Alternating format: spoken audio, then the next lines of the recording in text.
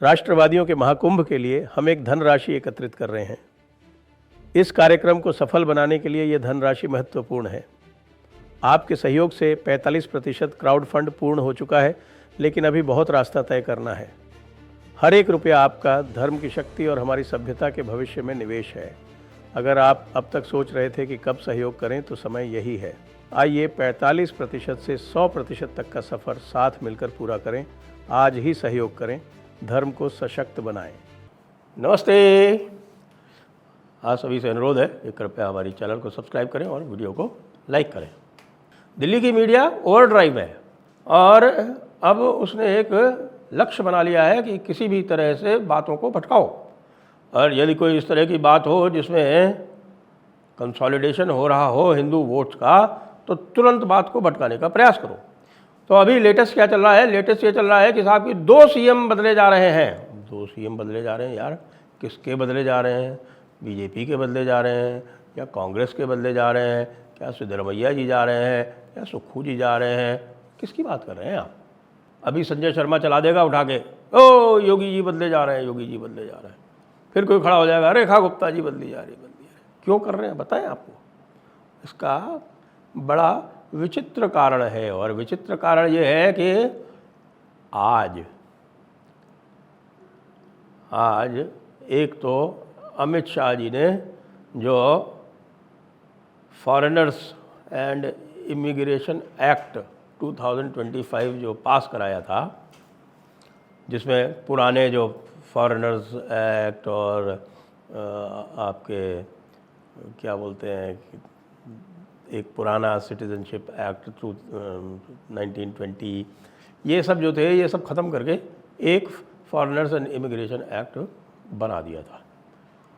तो वो बहुत ही कॉम्प्रहेंसिव है, और उसमें सिटीजनशिप आपको प्रूव कैसे करनी है, सिटीजनशिप प्रूव करने का ओनस जो है वो अब जो व्यक्ति अपने आप को सिटीज़न क्लेम कर रहा है उसके ऊपर कर दिया गया है। पहले ये था कि भाई आप सरकार के ऊपर ये दायित्व था कि वो प्रूव करती कि ये सिटीज़न नहीं है और फिर उसको डिपोर्ट करती। वो सारी प्रक्रिया सरल कर दी गई। सरल करने के साथ साथ आज 2 इस प्रकार के आदेश जारी हुए, जिसको देख के पूरा का पूरा जो हमारा दिल्ली मीडिया इकोसिस्टम था उसकी छाती फट गई। और उसके साथ साथ राजस्थान में एंटी कन्वर्शन बिल वो भी कल कैबिनेट द्वारा पास कर दिया गया, और उसके जो प्रावधान है उसको देखकर इनकी छाती और भी अधिक फट गई। तो इन्होंने कहा कि भाई इस मामले को भटकाया कैसे जाए, क्योंकि ये बात जब फैलेगी तो ये तो बड़ी लोकप्रिय होगी। वो लोकप्रिय होनी थी, क्योंकि 2 आदेश जो फॉरेनर्स और इमिग्रेशन बिल के अंतर्गत, एक्ट के अंतर्गत जो जारी हुए हैं, उसमें एक तो ये है कि भाई कोई भी ऐसा फॉरेनर जो भारत में जासूसी करता हुआ पाया जाएगा या जो नियम विरुद्ध यहाँ पर रहता हुआ पाया जाएगा, उसको तुरंत जो है वो डिटेन करके डिपोर्ट कर दिया जाएगा। ये एक आदेश जारी हो गया, उसके अंतर्गत रूल्स बन गए। और दूसरा ये किया गया कि जो सिटीजनशिप अमेंडमेंट एक्ट है, सिटीजनशिप एक्ट है 1956, उसके अंतर्गत ये आदेश जारी कर दिया गया कि जो कट ऑफ डेट 2014 थी पहले, कि 2014 तक जो लोग भी भारत में आए हुए थे उनको एक्सीलरेटेड सिटीजनशिप मिलनी थी। तो अब 2014 वाली जो कट ऑफ डेट है उसको बढ़ा के साहब 2024 कर दिया गया है। उसमें भी एक्सेलरेटेड सिटीजनशिप का उल्लेख तो नहीं है, लेकिन ये हो गया है कि साहब कि दिसंबर 2024 तक जो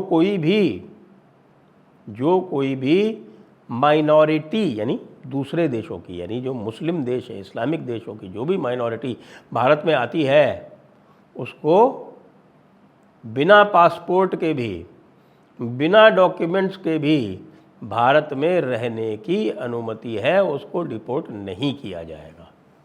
तो आप देख रहे हैं ना दोनों में कैसा विरोधाभास है। तो ये देख के साहब लोगों की छाती फटनी थी। तो छाती फटी तो फिर उन्होंने इस प्रकार का एक चलाया कि साहब 2 लोग जा रहे हैं। अच्छा, विस्पर्स क्या करें, क्यों जा रहे हैं? उसमें से एक हमारे राजस्थान के भजन लाल जी का नाम चुपके से डाल देते, हालांकि कोई क्लियर नहीं है। मैं तो कह रहा हूँ ना, सुक्खू जा रहे हैं, सिद्धरमैया जा रहे हैं। लेकिन हुआ क्या कि कल एक जबरन धर्म परिवर्तन पर एक बड़ा ही सख्त कानून राजस्थान में कैबिनेट ने पास किया, बड़ा ही ज़बरदस्त, जिसमें अवैध धर्मांतरण पर 7 साल से 14 साल तक की सज़ा और न्यूनतम 5 लाख रुपए जुर्माना। फिर नाबालिग दिव्यांग महिला SC/ST वर्ग के विरुद्ध ये अपराध करेंगे तो न्यूनतम 10 साल, अधिकतम 20 साल और जुर्माना न्यूनतम 10 लाख रुपए। सोच रहे हैं ना आप। इस समय राजस्थान में विशेषकर जो हमारे आदिवासी इलाके हैं दक्षिणी राजस्थान के, वहाँ पर ये मिशनरी गैंग जो हैं वो बड़े हाइपर एक्टिव हो रहे हैं। अब उनको जो है इससे लगी होगी बहुत ज़बरदस्त एक झटका लगा होगा। झटका लगते ही उन्होंने एक्टिवेट कर दिया, अब चलाओ जरा। मुख्यमंत्री भजन लाल जी जो हैं वो जा रहे हैं। अब ये तो कह नहीं सकते क्योंकि भजन लाल जी की तो अभी अमित शाह जी यहाँ पर आके पैरवी कर गए थे और उनको बिल्कुल स्ट्रॉन्ग कर गए थे, तो इसलिए अब हिंदुत्व वाला काम पहला बड़ा काम, और ये बड़ा काम जो है ये ठसक वाला काम है, क्योंकि इसमें जो प्रावधान है वो उत्तर प्रदेश का जो अधिनियम है योगी बाबा जी वाला, उससे भी अधिक सख्त है। देखिए और बताता हूँ। सामूहिक धर्म परिवर्तन न्यूनतम 20 साल और अधिकतम आजीवन कारावास और न्यूनतम 25 लाख रुपए जुर्माना। सामूहिक कौन कराता है? ये चंगाई सभा वाले। और ये चंगाई सभा वाले, इनका जुड़ाव कहाँ से है? सीधे ट्रंप से। ये ट्रंप वाले लोग हैं। तो ये ट्रंप वाले लोगों को सीधा सीधा इंडिकेशन दे दिया गया है कि भाइयों आप लोग जो है अपनी हरकतें बंद करो, नहीं तो बहुत कठिन होने वाला है मामला। फिर एक और जो नया प्रावधान लाया गया है, मैं देख रहा हूँ, क्योंकि अभी तक जो अवैध चंदा वगैरह था वो या तो उसको दूसरे जो अधिनियम है या दूसरे एक्ट हैं उसमें कवर किया जाता था, या फिर उसको जो है वो IPC अर्थात अब जो BNS है उसके अंतर्गत कवर किया जाता था। इसमें स्पेसिफिक प्रोविज़न है, धर्म परिवर्तन के लिए विदेशी अवैध संस्थान से धन प्राप्त करना, 10 वर्ष से 20 वर्ष तक की सज़ा, 20 लाख रुपए जुर्माना। और फिर कोर्शन वाला, भय, बल, शादी का वादा, विवाह, नाबालिग महिला, अवैध व्यापार जैसे अपराध 20 साल से लेकर आजीवन कारावास तक, न्यूनतम 30 लाख रुपए जुर्माना। और अगर कोई एक बार से ज़्यादा अपराध करता है, हैबिचुअल है, लगातार धर्म परिवर्तन कराता है, तो आजीवन कारावास ही एकमात्र सज़ा है और न्यूनतम 50 लाख रुपए जुर्माना है। तो एक दिन में 3 इस प्रकार की खबरें आ जाएं, इस प्रकार के समाचार हो जाएं, इस प्रकार का एक्शन हो जाए केंद्र सरकार द्वारा और राज्य सरकार द्वारा, तो आप ये समझ लीजिए कि जो पूरा इकोसिस्टम है उसका क्या हाल होगा। उसका हाल वही हो रहा है यार। ये क्या हो रहा है भाई? अभी तक तो हम SIR की ही बात कर रहे थे। ममता दीदी जो थी वो कह रही थी कि हम SIR नहीं होने देंगे। उधर जो पूरा का पूरा जो मतुआ ग्रुप बैठा हुआ है वो कह रहा है कि साहब कि हमको सिटीज़नशिप नहीं लेने दे रही हैं, तो सिटीज़नशिप लेने नहीं दे रही हैं जो लोग बाद में आए 2014 के, उनका क्या होगा? लीजिए सल्यूशन आ गया 2024 तक, जो भी आया है दिसंबर 2024 तक। और ये भी मान लीजिए कि इसके बाद भी जो आएगा, क्योंकि ये तो कट ऑफ डेट है, ये तो कट ऑफ डेट बढ़ती रहेगी, कट ऑफ डेट बढ़ती रहेगी। और इसमें जो एक्सेलरेटेड सिटीज़नशिप का जो प्रावधान है वो भी आगे बढ़ता रहेगा। इसलिए आप ये समझ लीजिए कि इस एक प्रकार से भारत सरकार ने ये घोषणा कर दी है कि जो भी हिंदू हैं हमारे निकट, वो चाहे पाकिस्तान के हों और चाहे बांग्लादेश के हों, चाहे अफ़गानिस्तान के हों, जो भी हिंदू हैं, बौद्ध हैं, क्रिश्चियंस हैं, जैन हैं, ये यदि भारत में अवैध रूप से भी आते हैं तो भी उनको ये माना जाएगा कि उनका भारत में एक सामान्य अधिकार है। और वो सामान्य अधिकार कहाँ से आता है? वो सामान्य अधिकार का स्रोत है नेहरू लियाकत पैक्ट, और रादर लियाकत नेहरू पैक्ट।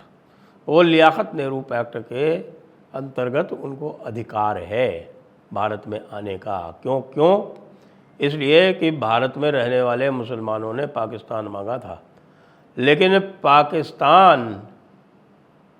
उन्होंने पाकिस्तान मांगा था, उन्होंने विभाजन मांगा था, लेकिन पाकिस्तान में रहने वाले, चाहे ईस्ट पाकिस्तान हो चाहे वेस्ट पाकिस्तान हो, वहाँ पे रहने वाले हिंदुओं ने विभाजन नहीं मांगा था।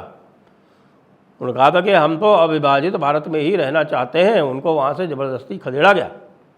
और जबकि जिन्होंने मांगा था पाकिस्तान और जिन्होंने विभाजन मांगा था, उनमें से 3/4 भारत में ही रह गए। ये एक बड़ी विडंबना थी। ये सब जो है वो हमारे नेहरू चाचा जी की दूरदर्शिता का परिणाम है कि हम अभी भी उसी समस्या से उलझ रहे हैं। नहीं तो डॉक्टर अंबेडकर ने तो कह दिया था कि भैया टोटल पॉपुलेशन एक्सचेंज करो।